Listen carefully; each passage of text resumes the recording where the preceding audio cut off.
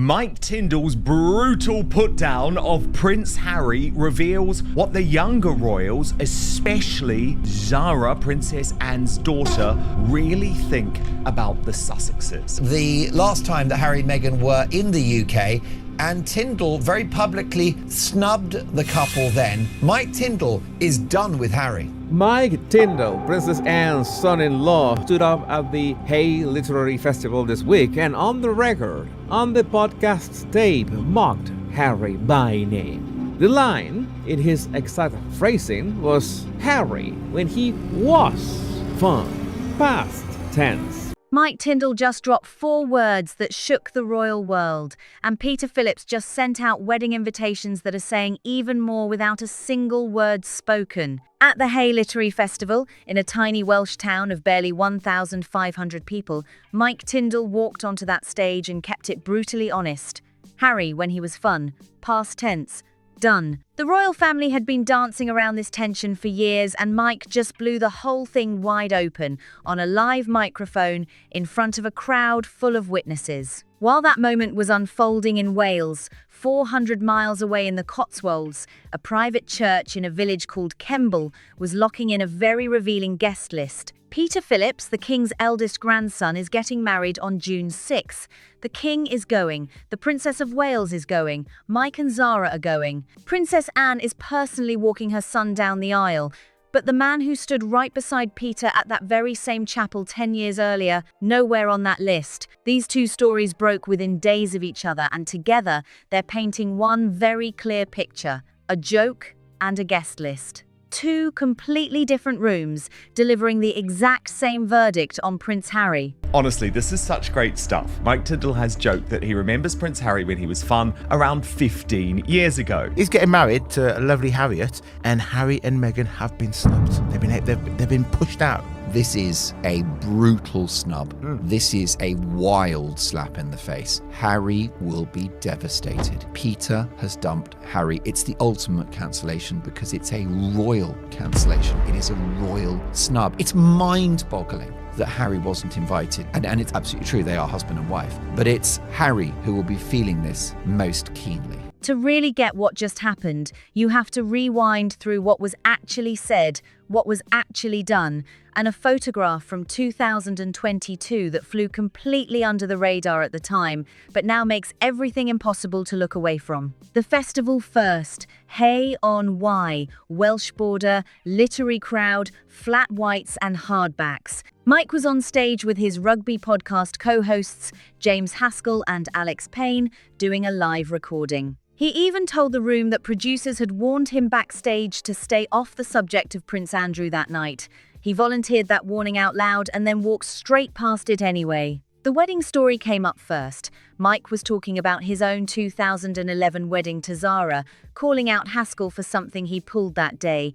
And the comparison he reached for was Harry. A lot of other people managed that way better than you. And then those 4 words, Harry when he was fun. Let's be crystal clear about who's saying this. Mike Tindall is not some distant royal commentator. His daughter Lena, born in 2018, the same year Harry got married, has Prince Harry as her godfather. These 2 families shared Christmases together at Sandringham. Mike and Zara were both at Harry and Meghan's wedding at St. George's Chapel. This man knew Harry on a real, personal level. This is the man Harry trusted with his goddaughter's spiritual upbringing, and he just told a festival crowd that the Harry he actually liked no longer exists. But Mike wasn't done. And can you describe Harry now compared to the Harry you knew? How would you characterise Harry in 2026? I think he's a nasty, spiteful liar. Thinks only of himself, terrified of Meghan, and that he wants to get the royal family switched out so he can get switched in and give Meghan the best job ever. I think he wants her to be queen. I think I've told you that before. But with Harry, you know, he's determined that everybody thinks that she is as amazing as he does, but he's got it all wrong. Same stage, same night. He pivoted straight to Prince Andrew. A co-host joked that Mike had his own bedroom at Buckingham Palace. Mike fired back, opposite end to Andrew. though. He delivered that line on the exact same day Thames Valley Police confirmed they had expanded their misconduct investigation into Andrew to include alleged offences. He may not have known the timing, but the room didn't need him to. The joke landed because everyone already knew what it meant. Now hold that quote. Hold the past tense. Because while that room in Wales was laughing, Hello magazine, basically the Royal Watcher's Bible, was running a completely different story. A friend of a royal cousin went on record with 11 words. Peter and Harry haven't spoken for several years and have simply lost touch. That's the entire explanation. No blow-up. James Haskell, his friend, they were sort of fine and good friends. But when somebody mentioned Harry, boom, he's out. And that's what's happening. The royal family does not want Harry and especially Meghan around. Mike and Zara Tindall were once very, very close to Harry. So close, in fact, that Harry was chosen as godfather to their second daughter, Lena. But the bottom line is now, according to the Daily Mail, that bond, that relationship between Harry and Mike and Zara it's done. No briefing war, just the clean, quiet language families use when they're completely done with the conversation. The wedding itself is intimate. All Saints Church, Kemble, Cirencester. Saturday, June 6th. The bride is Harriet Sperling, an NHS nurse with a daughter from a previous relationship. Both Peter and Harriet are divorced, and they actually needed special permission from the vicar just to hold the ceremony in that church. The King is going, Queen Camilla is going, the Prince and Princess of Wales are going. Princess Anne and Captain Mark Phillips, the groom's divorced parents, are going. Sir Timothy Lawrence is going. Mike and Zara are going. The Edinburgh family is going. 3 names didn't make the cut. Andrew Mountbatten Windsor, Sarah Ferguson, and Prince Harry. Royal correspondent Emily Andrews said it directly on a podcast after the story broke. I think there are many other members of the family who felt that Harry has behaved badly and unforgivably. Not William. The cousins, the aunts, the family members without titles or managed press lines, they have made their position crystal clear. And this one cuts deep. Peter Phillips and Prince Harry have known each other since the day Harry was born. Peter is 7 years older. These two grew up in and out of each other's grandmothers' homes their entire lives. At Peter's first wedding, the 17th of May 2008, St George's Chapel, Windsor, Harry was there, 23 years old, standing beside his cousin with Chelsea Davy on his arm. Every photo from that day shows a young man completely in his world, living one of the best days of his year. The cousin he stood beside that afternoon is now the one shutting the door, and here's where this becomes impossible to brush off, because this story is actually 4 years overdue. Go back to June 2022.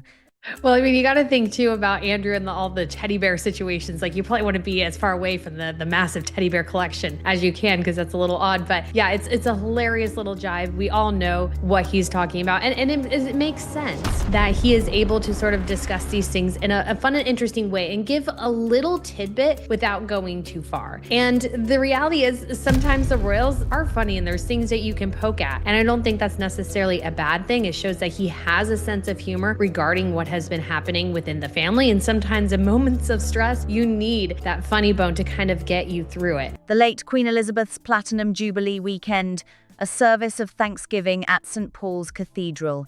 Harry attended. He sat a row behind William and Catherine. All the cousins were there, the Tindalls, the Phillipses, Beatrice and Eugenie, the Edinburghs. The palace framed it as a unity moment, and the British press ran it as one the very next day. But body language analyst Judy James, who writes regularly for The Express and is the sharpest reader of royal body language in British media, was studying the dispersal photographs closely. She published an analysis on express.co.uk that Monday, got widely shared, and then quietly forgotten by everyone except, apparently, the family it was about. Here is what she wrote. Zara looks happy to chat and even turns fully to talk to Harry, who is looking anxious and keen to get into his own car. Mike, though, remains facing forward, looking about and holding his order of service up with a look of awkwardness. In the end... And the reason why this is a brutal snub is because Peter Phillips and Harry have been very, very close for many years, going all the way back to 1997 when Diana passed. And he was sent to Balmoral to be an emotional minder, like a safeguarding figure for the boys. and they've been very close for the entirety of Harry's life. Much loved cousins, of course. And they're not letting them go. They're pushing back and pushing back. But, I think that's fair enough. If you don't like somebody and they've behaved badly, he thinks you just put it on the shelf. But it's childish. It's ridiculous. He talks to Viscount Linley, who turns his own back on Harry, cutting the two men off from Zara's conversation with Harry. That analysis is 4 years old, and it reads like a spoiler for everything that just happened. Mike Tindall holding an order of service up like a small paper wall between himself and Prince Harry. Zara carrying the full weight of polite family interaction entirely on her own. Viscount Linley physically turning his back to close the moment off completely.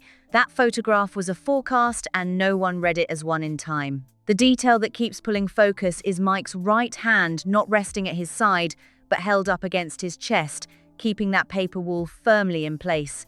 The signal was already there. It just didn't have a verdict attached to it yet. And before anyone says a quip is just a quip, a body language read is just opinion, and an anonymous source is just noise, 4 separate things don't build a pattern on their own. But what we're looking at here is not built on one single fact. It's built on 4 dates, all pointing in the same direction. The 4th of June, 2022, St. Paul's, the paper wall. The 10th of March, 2026, analyst Angela Levin on Talk TV, watching Harry's hand pull away from Meghan's arm in a recent clip. Then hello, swirled exclusive in May, a friend of the couple putting 11 words on record. And finally, that Friday in Hey on Why, 4 words past tense on a live stage. Same family, same person at the center. 4 years, one direction. One of those things alone is just background noise, but 4 of them lined up like that, that's what a verdict looks like before anyone officially calls it one. And here is what the collision of these 2 stories is actually exposing. The institution capital I, the palace machine, has not formally said a single word about Prince Harry's standing in this family. But here's the thing, the institution doesn't need to, because this verdict was never theirs to deliver. It lives in what Mike Tindall says without a press release. It lives in who Peter Phillips invites without a public statement. It lives in what Princess Anne, one of the most quietly powerful figures in that entire family, decided was right for her own son's wedding. So the first thing I would do in terms of what she really thought about Meghan is to dismiss this, because I really don't think that the late Queen, after spending all those years of duty and service and not showing her emotions, would suddenly pitch up at the wedding of the grandson that she kind of doted on. I mean, she was very fond of Harry, and sit there with that face deliberately to show her disapproval. So I'm going to delete that one. The people without offices are the ones who actually define what a family really is. Then there's Angela Levin, the biographer, who spent 15 months with Harry before he ever even met Meghan. She watched a recent television appearance in March and said something on Talk TV that deserved far more attention than it got. You see him moving his hand away from her because he doesn't want her to keep hanging onto his arm. It's too much and he can't stand it. Levin on a credentialed broadcaster in March, Tindall on a festival stage in May. 2 completely different people, 2 completely different rooms watching the same man, and neither of them coordinated it. Neither of them needed to. Now slow down, because the clearest way to feel the full weight of this verdict is to walk through 3 Saturdays.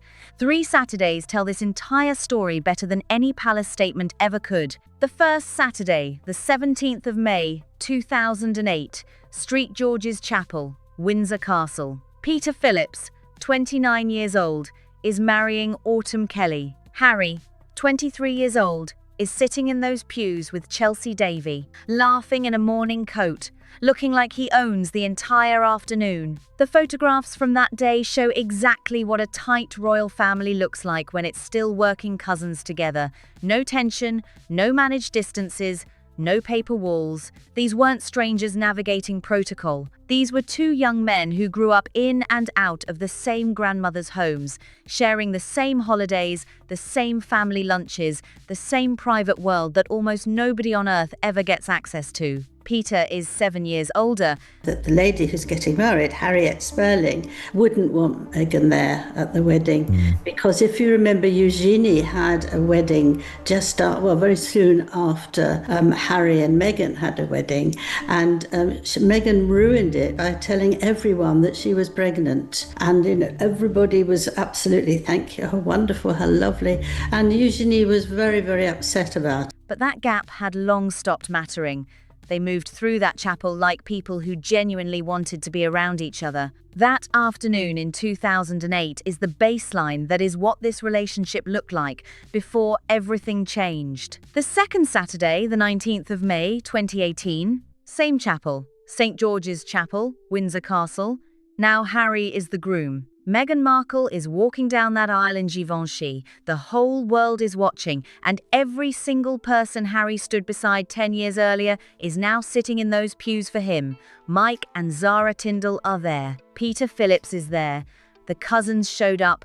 The family showed up. In that moment, the 2008 wedding and the 2018 wedding form a clean, unbroken line. Same chapel, same family, same loyalty flowing in both directions. If you had frozen time on that May afternoon in 2018 and asked anyone in that chapel whether Harry would be left off a cousin's wedding list 8 years later, every single person would have said no. The idea would have seemed completely absurd.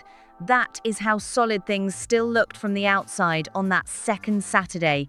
But here is what nobody inside that chapel could have told you in 2018. The signals were already starting, not loudly, not in press releases or public statements, but quietly, the way family shifts always begin first, in body language, in private conversations, in the slow, steady recalibration of who gets invited to what and who gets left off which list. The institution wasn't driving this. The family was doing it on its own, in its own time, by its own rules. Which brings us to the third Saturday, the 6th of June 2026. All Saints Church, Kemble, in the Cotswolds. Peter Phillips, now 48, is marrying Harriet Sperling. The King is there, Queen Camilla is there, the Prince and Princess of Wales are there, Princess Anne, one of the hardest working and most quietly decisive figures in that entire family, is walking her own son down the aisle. Mike and Zara Tindall are there.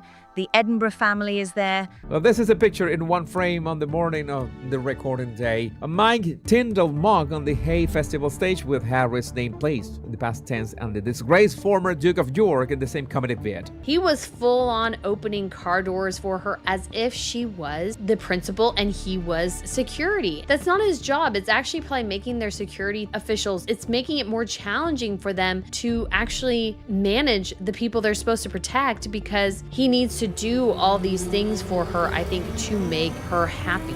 Sir Timothy Lawrence is there. The whole family assembled in a small Cotswolds church on a Saturday in June, celebrating one of their own, and the man who stood beside Peter on that first Saturday in 2008, the man Peter stood beside on that second Saturday in 2018, is simply not expected to be there. No drama attached to the announcement, no public falling out, no heated exchange caught on camera, just 11 words from a friend of the couple, quietly placed on record in Hello magazine.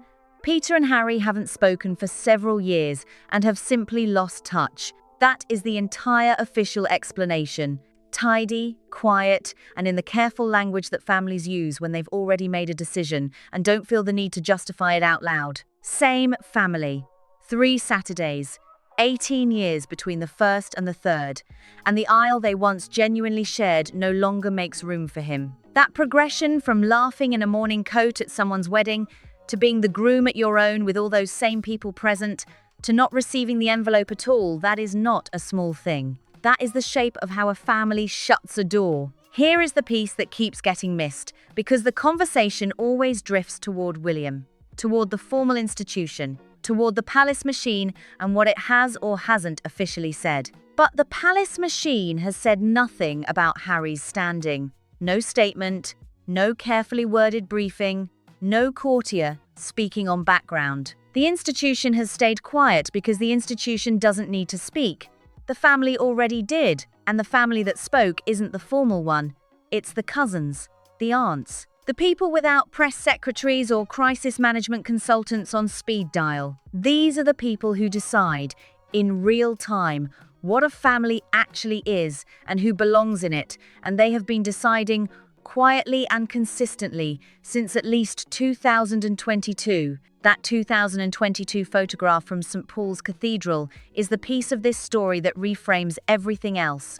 Platinum Jubilee weekend, a service of thanksgiving. The palace staged it as a show of unity, and the British press dutifully reported it as one the following morning. Mike Tindall, who actually has been very, very friendly with Harry, but he said at this book fair that Harry is no fun anymore. Now, Harry will be very upset because they were very good friends. Mike Tindall is married to Zara Phillips, who's the daughter of Princess Anne, and they don't want them around. They absolutely don't. But body language analyst Judy James was watching the dispersal, not the formal seating, and what she found in those photographs was something completely different. Mike Tindall, holding his order of service up against his chest like a physical boundary, Zara doing the conversational heavy lifting entirely on her own. Viscount Linley turning his back to seal the geometry of the moment shut. Harry, by James's reading, looking anxious and eager to reach his own car.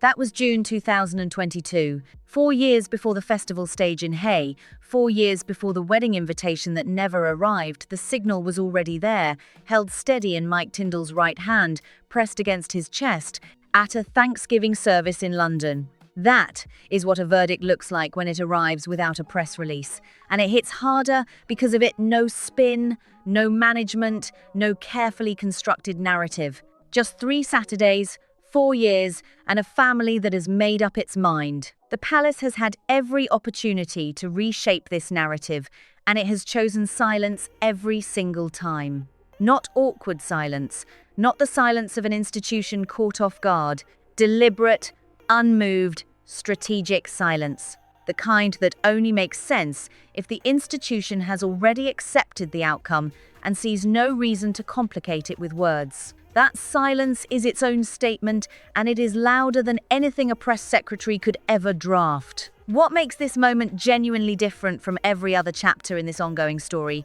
is the source. For years, commentary on Harry's standing within the family came from tabloid insiders, unnamed palace sources, and professional royal watchers paid to fill airtime. Easy to dismiss, easy to frame as media noise with an agenda. But Mike Tindall is not a tabloid. Angela Levin is not filling airtime. Peter Phillips is not a briefing. These are people with real history, real memories, and real relationships with Harry, and they are all independently saying the exact same thing in completely different ways. That independence is everything. When several people with no reason to coordinate all arrive at the same conclusion through completely different routes, that is not a media cycle, that is reality. And the reality here is that the people closest to Harry, not the institution, not the press, not the public, have been quietly drawing a line for 4 years. And that line is now visible enough that nobody can pretend it isn't there. Now, let's talk about what that line actually cost. Yeah, I spent 15 months with him. He was lovely. He was good fun. He could get a bit annoyed, but he was lovely with the children who were from difficult families. He was fine to people who'd had bad effects from the wars. And he was nice. He was funny. He was very kind to me. We had nice chats. He could just get a little bit irritable, but that's a lot of people do if they're very busy. But overall, I got on with him very well. I liked him a lot. Because this is not a story about strangers drifting apart. This is not two people who were never that close to begin with, who simply ran out of things in common and stopped picking up the phone. This is a demolition of something that was genuinely built. Peter and Harry shared a grandmother. They shared a childhood. They shared that particular private world that exists inside that family, the one that has nothing to do with crowns or titles or public appearances, the one that is just Sunday lunches and holiday traditions, and the kind of easy familiarity that takes years to build and only 1 or 2 decisions to permanently wreck. That 2008 wedding photograph is not just a data point. It is hard evidence of a world that actually existed. Harry at 23, in a morning coat, completely at ease, laughing with a cousin he had known his entire life. That ease is not something you perform for cameras at a royal event. That ease is real, and you only get it after years of genuinely being around someone. The Harry in that photograph had absolutely no idea that 18 years later, he would not be receiving an envelope from that same cousin. Nobody in that chapel did, because nothing about that afternoon suggested the story was heading here. And that gap between what that 2008 photograph shows and where things actually stand in 2026, that is the story. Not any single interview. Not any single book, not any single public statement. The gap itself is the story. 18 years from laughing in a morning coat at your cousin's wedding to not being invited to his second one, that is a massive distance to travel. And the fact that it happened without a single dramatic public blow-up, without one defining moment anyone can point to and say, that's when it broke, makes it more significant, not less. Families that fall apart loudly are easier to understand. There's a scene, a confrontation, a moment everyone can reference. But families that fall apart quietly through the slow build-up of small decisions, through the gradual shift of who gets included and who doesn't, through body language at a Thanksgiving service and a guest list at a Cotswolds wedding, those are the ones that are truly final. Because there's no dramatic rupture to walk back from. There's just a door that has been closing, degree by degree, for 4 years, until one day someone checks and finds it completely shut. Now consider the specific role Princess Anne plays in all of this, because it keeps getting underplayed, and it absolutely should not be. It's a shocker. At this wedding, Harry's had no invite, reportedly. No. But it's very likely the King and William will be there. I think they are intended to go, but we don't know yet. It's supposed to be a very quiet wedding. It's on June the 6th, but it is a second wedding for both of them, and sensibly they don't want a huge, big wedding. But I think they might go. It depends, actually, if Princess Anne wants her brother to come along. But it's definitely not being asked, and she doesn't want them there, and that's very, very sensible, I think. You don't want to start an argument. Princess Anne is not someone who does anything by accident. She is one of the most disciplined, most privately decisive, most consistently professional members of that entire family. She does not make gestures, she makes choices. And the choice she made for her son's wedding, who receives an invitation, who she walks down the aisle, what that day looks like, and who is in that room, that is not a passive outcome. That is an active, deliberate decision made by a woman who does not do passive. When Princess Anne decides what her son's wedding looks like, she is not being swept along by a family current she didn't create.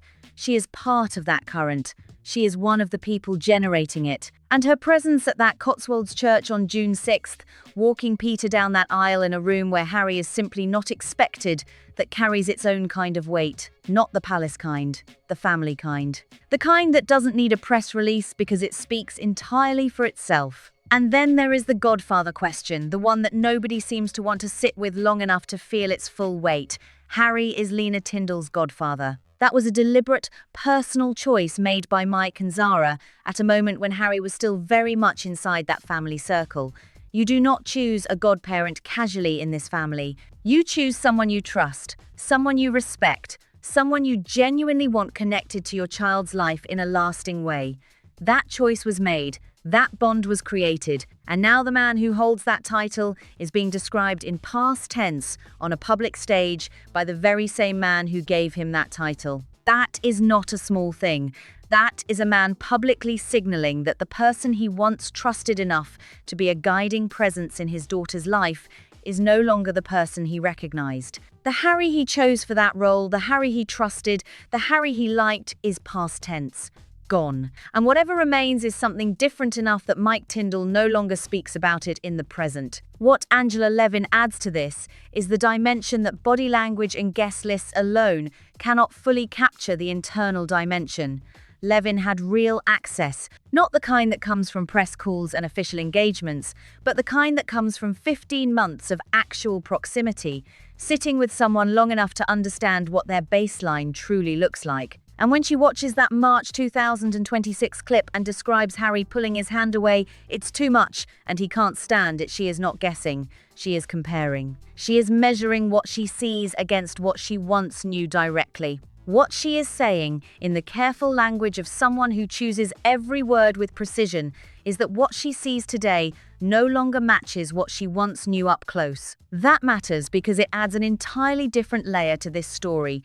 The family is signaling how they see Harry from the outside. Levin is describing something from the inside, or close enough to it, that the gap between the two readings barely exists, and both are pointing in the exact same direction. Both are describing a man who has traveled a significant distance from where he started, and the people who actually knew the starting point are the ones registering that distance most clearly. What does it mean for Harry's relationship with the royal family? Because Peter is very close to William, and they're all in England, and they're all royals, and it's very much Team Wales versus Team Sussex. And Team Sussex, I've got to tell you, is an increasingly lonely place. Now here is the part that tends to get completely buried. This is not purely a story about royal politics or palace strategy. Strip away the titles, the chapels, the correspondence, and the magazine exclusives, and what you have left is something every single person watching this has seen play out in their own life. The cousin who quietly stopped getting included.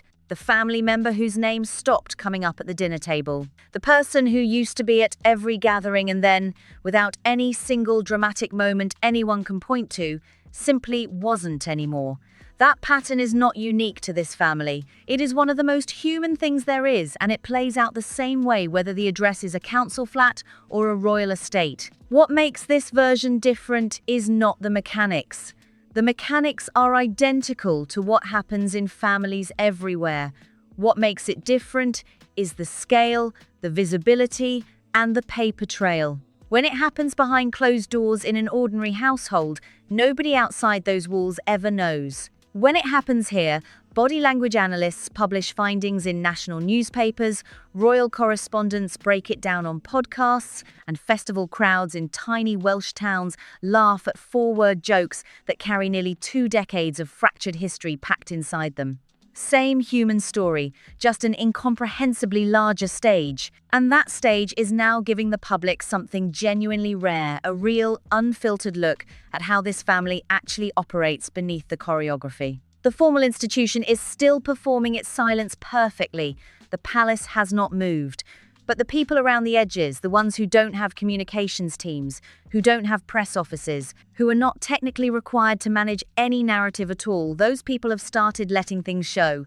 Not through leaks or exposés, through wedding invitations, through festival jokes, through the angle of a body in a photograph taken 4 years ago that suddenly reads completely differently in 2026 than it did the morning it was published. Here is something worth sitting with.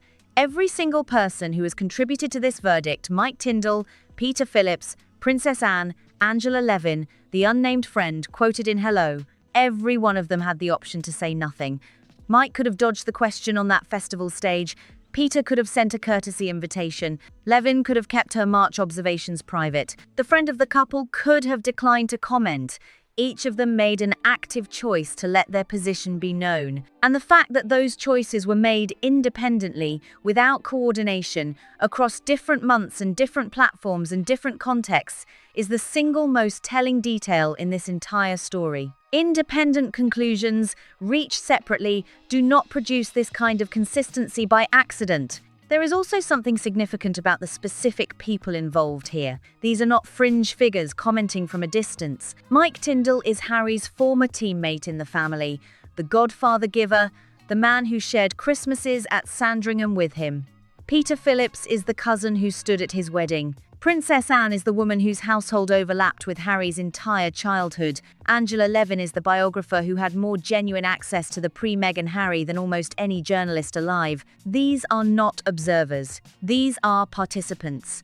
And participants withdrawing from something carry a completely different weight than observers commenting on it from the outside. And then there is the timeline itself, which keeps getting overlooked in favor of the individual moments. This did not happen overnight. This did not happen because of one book, one interview, one Netflix series, or one public statement. This happened across 4 years of incremental, quiet, consistent signals, each one deniable on its own, all of them undeniable together. That slow build is actually what makes this so final. Fast ruptures leave room for repair. They're dramatic, which means they're also reversible. There's a scene to apologize for, a moment to walk back, a specific thing to address. But a 4-year quiet withdrawal, that doesn't leave the same kind of room. By the time it becomes visible enough to discuss, it has already been decided for a long time. That is the detail that the 3 Saturdays reveal most starkly. The distance between 2008 and 2026 was not created by one event. It was created by accumulation, by the slow, steady addition of moments that individually seemed manageable and collectively became permanent.